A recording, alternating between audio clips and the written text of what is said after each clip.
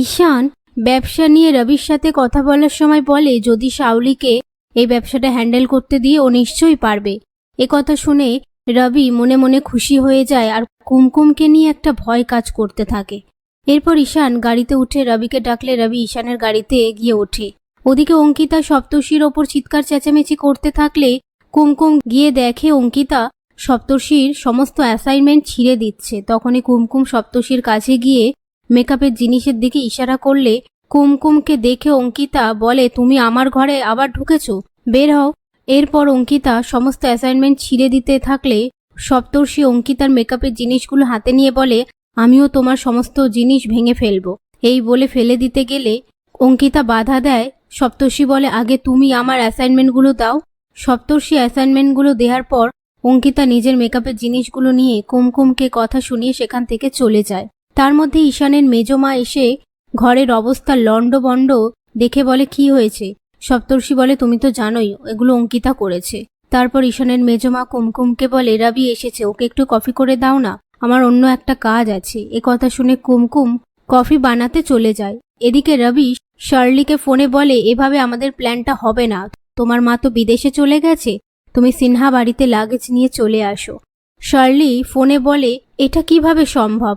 আর তখনই কুমকুম এসে রবির মুখে শার্লির নামটা শুনতে পেয়ে কুমকুমের সন্দেহ আরও বেড়ে যায়। আর রবিকে কফিটা দিতে গেলে রবি জেদ দেখিয়ে সেখান থেকে কফি না নিয়ে চলে যায়। এরপর কুমকুম ঘরে এসে ঈশানকে টাওয়াল দেয় মাথা মোছার জন্য। ঈশান মুছতে না চাইলে কুমকুম বলে, আপনি যে জেদ দেখাবেন আমি জানি। সেই সময় ঈশান কুমকুমের হাত থেকে টাওয়াল নিয়ে মাথা মোছে। কুমকুম বলে, পেছনে তো আরও জল লেগে। তখন ঈশান হেয়ার ড্রায়ার বের করে কুমকুমকে বলে, এটা দিয়ে চুল পুরো শুকিয়ে যায়। কুমকুম বলে, এর থেকে তো গরম হাওয়া ঠান্ডা হাওয়া দুটোই বেরোচ্ছে। ঈশান বলে, দুটোতেই কাজ হয়। তারপর কুমকুম ঈশানের মাথায় হেয়ার ড্রায়ার দিয়ে চুল শুকিয়ে দেয়। এরই মধ্যে কুমকুম জোরে হেয়ার ড্রায়ারের সুইচ অন করে দিলে ঈশান বলে, তুমি আমার সব চুল ফেলে দেবে, দাও। এই বলে হেয়ার ড্রায়ার নিয়ে কাড়াকাড়ি করতে থাকলে ঈশান কুমকুমের হাত ধরে একে অপরের দিকে তারা তাকিয়ে থাকে।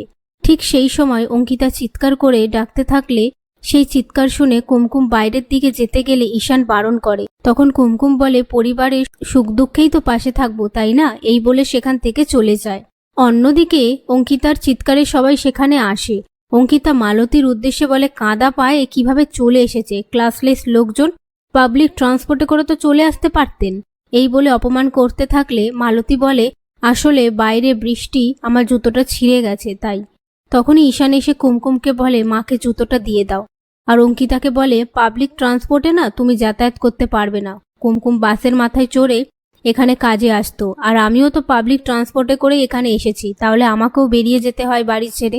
কথায় কথায় মালতী বলে, আমি আসলে এখানে আসলাম সামনে ঝুলন তাই নেমন্তন্ন করতে। আমাদের বাড়িতে নিয়ম আছে নতুন বর বউকে দোলনায় বসে তার সামনে ঝুলনের ব্যবস্থা করা।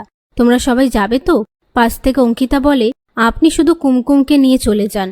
আর ঈশানের মা বলে, হ্যাঁ, আর ফিরিয়ে আনার দরকার নেই।